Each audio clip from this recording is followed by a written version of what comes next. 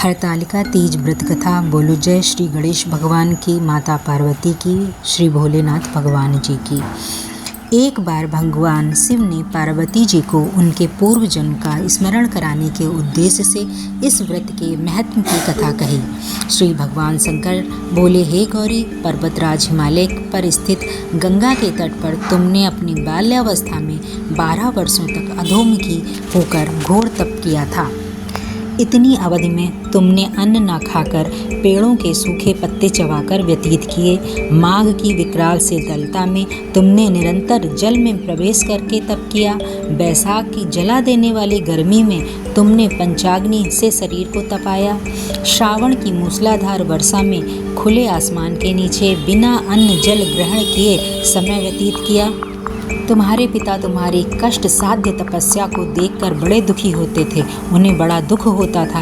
तब एक दिन तुम्हारी तपस्या तथा पिता के दुख को देखकर नारद जी तुम्हारे घर पधारे। तुम्हारे पिता ने हृदय से अतिथि सत्कार करके उनके आने का कारण पूछा। नारद जी ने कहा, गिरिराज, मैं भगवान विष्णु के भेजने पर यहाँ उपस्थित हुआ हूँ। आपकी कन्या ने बड़ा कठोर तप किया है। इससे प्रसन्न होकर वे आपकी सुपुत्री से विवाह करना चाहते हैं। इस संदर्भ में मैं आपकी राय जानना चाहता हूँ। नारद जी की बात सुनकर गिरिराज गदगद हो उठे। उनके तो जैसे सारे कलेश ही दूर हो गए। प्रसन्नचित होकर वे बोले, श्रीमान, यदि स्वयं विष्णु मेरी कन्या का वरण करना चाहते हैं तो भला मुझे क्या आपत्ति हो सकती। हे महर्षि, यह तो हर पिता की इच्छा होती है कि उसकी पुत्री सुख संपदा से युक्त पति के घर की लक्ष्मी बने। पिता की सार्थकता इसी में है कि पति के घर जाकर उसकी पुत्री पिता के घर से अधिक सुखी रहे। तुम्हारे पिता की स्वीकृति पाकर नारद जी विष्णु के पास गए और उनसे तुम्हारे ब्याह के निश्चित होने का समाचार सुनाया। मगर इस विवाह संबंध की बात जब तुम्हारे कान में पड़ी तो तुम्हारे दुख का ठिकाना न रहा। तुम्हारी एक सखी ने तुम्हारी इस मानसिक दशा को समझ लिया और उसने तुमसे उस विक्षिप्तता का कारण जानना चाहा।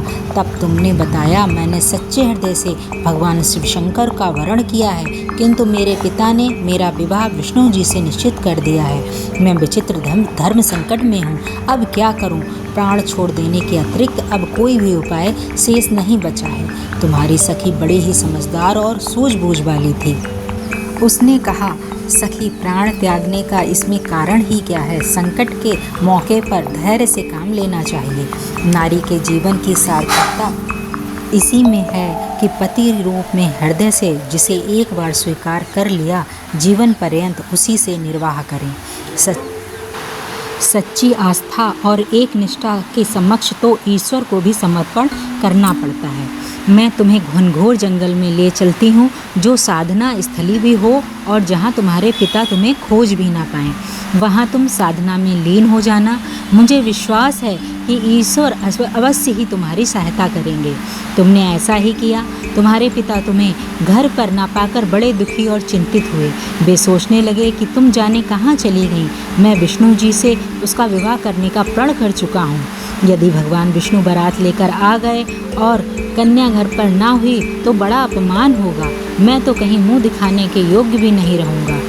यही सब सोचकर गिरिराज ने जोर शोर से तुम्हारी खोज शुरू करवा दी। इधर तुम्हारी खोज होती रही और उधर तुम अपनी सखी के साथ नदी के तट पर एक गुफा में मेरी आराधना में लीन थी। भाद्रपद शुक्ल तृतीया को हस्त नक्षत्र था। उस दिन तुमने रेत के शिवलिंग का निर्माण करके व्रत किया। रात भर मेरी स्तुति के गीत गाकर जागी।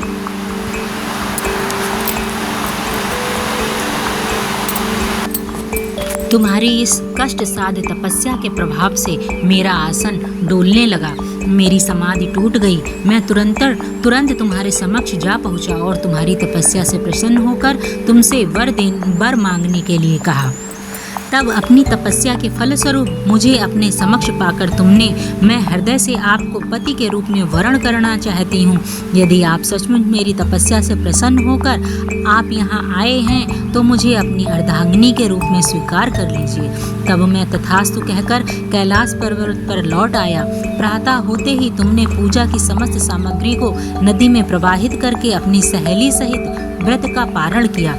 उसी समय अपने मित्र, बंधु, वह दरबारियों सहित गिरिराज तुम्हें खोजते खोजते वहां आ पहुँचे और तुम्हारी इस कष्ट साध्य तपस्या का कारण तथा उद्देश्य पूछा। उस समय तुम्हारी दशा को देखकर गिरिराज अत्यधिक दुखी हुए और पीड़ा के कारण उनकी आंखों में आंसू उमड़ आए। तुमने उनके आंसू पोंछते हुए विनम्र स्वर में कहा, पिताजी, मैंने अपने जीवन का अधिकांश समय कठोर तपस्या में बिताया है।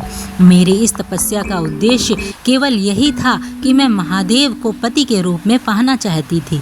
आज मैं अपनी तपस्या की कसौटी पर खरी उतर चुकी हूँ, क्योंकि विष्णु जी से मेरा विवाह करने का निर्णय ले चुके थे, इसलिए मैं अपने आराध्य की खोज में घर छोड़कर चली आई।